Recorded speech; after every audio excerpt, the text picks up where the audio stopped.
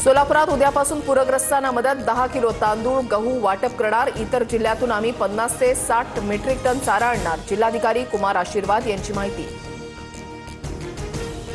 सोलापूर, धाराशिव, अहिल्यानगरला 2 दिवसांचा red alert. माडा, मोहोळ आणि करमाळ्यामध्ये पुन्हा एकदा पूर स्थितीची शक्यता। नागरिकांनी संपर्कात राहावं, जिल्हाधिकाऱ्यांचं आवाहन। महाराष्ट्रामध्ये अतिवृष्टीच्या नुकसानीवर मुख्यमंत्री फडणवीसांची पंतप्रधान मोदींसोबत तासभर चर्चा। मोदींकडून मदतीचं आश्वासन, मुख्यमंत्र्यांची माहिती।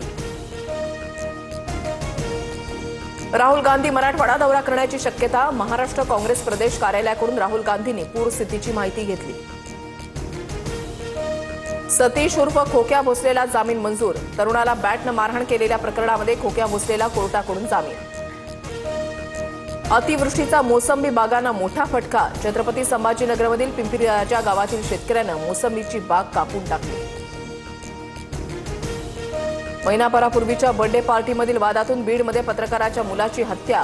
एका आरोपीला अटक। सीसीटीव्हीच्याद्वारे इतरांचा शोध सुरू। जळगावच्या सराफा बाजारामध्ये चांदीच्या दरामध्ये 3,500ची वाढ। चांदीचे दर जीएसटीसह प्रति किलो 1,42,000वर। ग्राहकांमध्ये नाराजीचा सूर। वर्ध्यामधल्या प्रवाशांसाठी लागोपाठ दुसरी अमृत भारत एक्सप्रेस सुरू होणार। उद्या पंतप्रधान मोदींच्या हस्ते गाडीचा शुभारंभ। मुख्यमंत्र्यांनी ट्विट करत आभार मानले।